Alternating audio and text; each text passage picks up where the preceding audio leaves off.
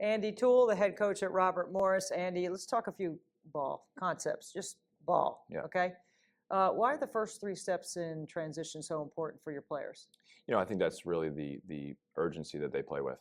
You look at that and you see how quickly they can get from one job to the next. And I think the game is so much about transition, right? You go from on ball to off ball, you go from offense to defense, you go from shot to rebound, right? All those efficient movements on the court really impact your ability to attack space, create space, gain advantage on your opponent. Right.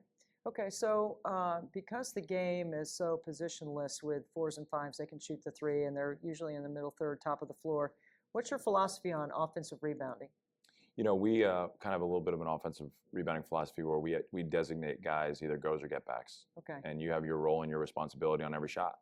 And so if you're a go, you better go. And if Yeah. you're a get back, you better find ways to create balance, get back to the middle of the floor as deep as the deepest man to start to build our transition defense. But I think if you are a good offensive rebounding team like we were at times last year, that puts a lot of pressure on people's ability to rebound and then limits oftentimes their ability to get out in transition. Some guys are worried about, bigs crash, littles get back, but because of the way the floor is balanced, sometimes that's not always the case. Yeah, and we actually have had times where, we know we have a guard that's a really good rebounder, and we'll send him because we feel like he can create advantage. He might not be the biggest guy, but he has a great instinct to where the ball is going to come off the rim.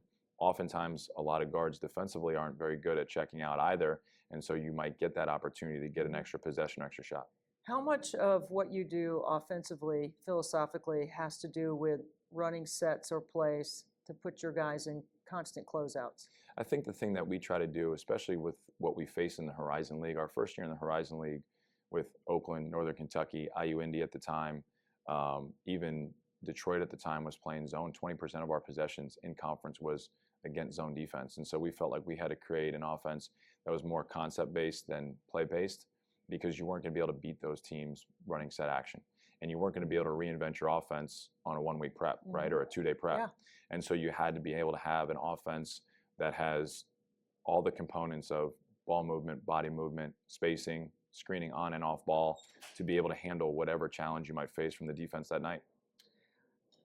When you get the stat sheet at halftime, what's the first thing you look at? First thing I look at when I get the stat sheet would be the rebounding column. Okay. Right. And obviously, back in the old days, you'd look at, just basically who had more rebounds than the other. Now, you're talking about defensive rebounding percentage and offensive rebounding percentage. I think that's a huge telltale for us in terms of our activity and our energy on the floor. When we're rebounding the ball well, when we're attacking that glass, we have a high winning percentage versus times where we're getting beat up on the backboard. It's a good number for effort and energy, right? All right, Andy Toole, head coach at Robert Morris. Thank you. Thank you.